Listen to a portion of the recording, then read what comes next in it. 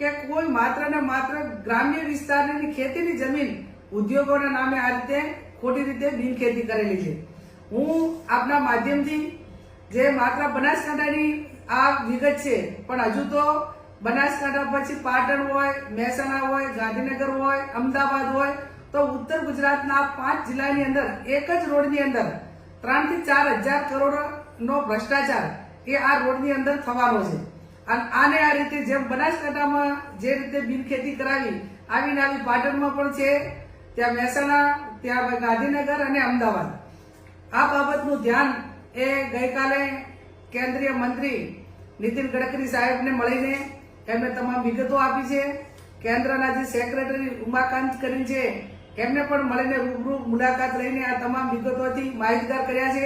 ત્યારે અમારી પોતાની માગણી એટલી જ છે કે આ રોડની તપાસ એ કેન્દ્રની ટીમ મારફત થાય ને એમને વિજિલન્સ કમિટીની રચના કરીને તપાસ માટેની પણ ખાતરી આપી છે।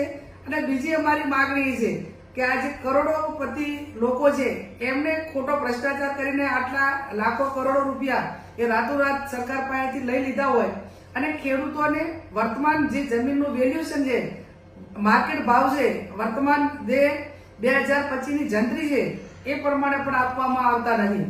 એટલે આ બાબતમાં આજે 500 થી 600 ખેડૂતો એ બનાસકાંઠા કલેક્ટરને આવેદનપત્ર પણ આપવાના છે, એ માગણી પણ કરવાના છે। અને માગણી કર્યા પછી અમે અપેક્ષા રાખીએ છીએ કે આવા રોડ બનાવવા પાછળના જે કરોડો રૂપિયાના ભ્રષ્ટાચાર છે એને રોકવાની જવાબદારી એ સરકારની છે। આમ તો મક્કમ ને મૃદુમ સરકાર અને દાદાના જે બુલડોઝર છે એ ગરીબો ઉપર ફરી વળે। કોઈકને શિક્ષણ માટે 1 વીઘો જમીન જોતી હોય તો ના મળે, પણ આજે મહેસૂલ વિભાગ એ સીએમના પોતાની પાસે વિભાગ હોવા છતાં આજે મહેસૂલ વિભાગ મારફત એનું ચૂકવણું થતું હોય અને કલેક્ટરને પ્રાંત અધિકારી મારફત આવી ખોટી જમીનો એને થતી હોય અને છતાં પણ સરકાર ચૂપ રહેતી હોય, તો હું માનું છું ક્યાંક ને ક્યાંક એ તમામ આ ભ્રષ્ટાચાર કરવામાં એમની સાથે સંકળાયેલા છે, એમની મિલીભગત છે। હું આપના માધ્યમથી અને મીડિયાના માધ્યમથી વારંવાર આ બાબતમાં ખેડૂતોને ન્યાય મળે એ બાબતનો અવાજ ઉઠાવ્યો છે।